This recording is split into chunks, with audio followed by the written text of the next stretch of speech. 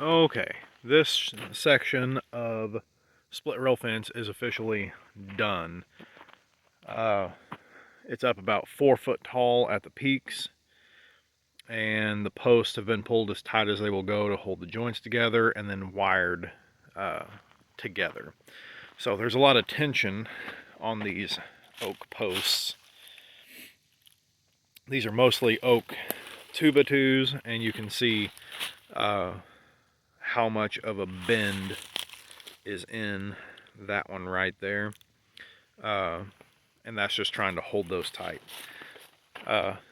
Ideally, these rails would just sit on top of each other and nothing would be needed to hold them up. It would just be their own weight would provide the strength.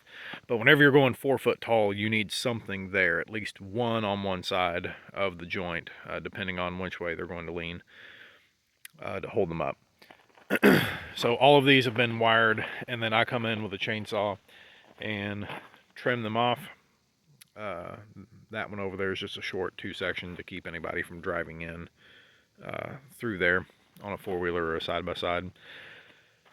So how I do this, if you can see this and haven't looked at the other video, is you put down a section over there, then a section there. You can see that walnut right on the ground, and then a section there, and then leave it. The next run, you go to the next section and put one down there, there, and there.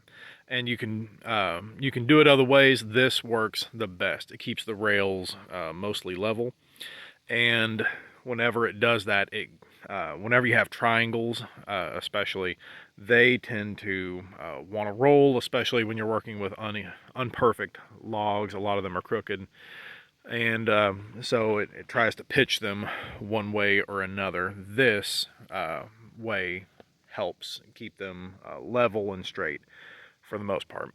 This section is made out of walnut that was not good enough to saw lumber out of, cedar that was not good enough to saw lumber out of, and red oak that was not good enough to saw lumber out of. The red oak is kind of an experiment.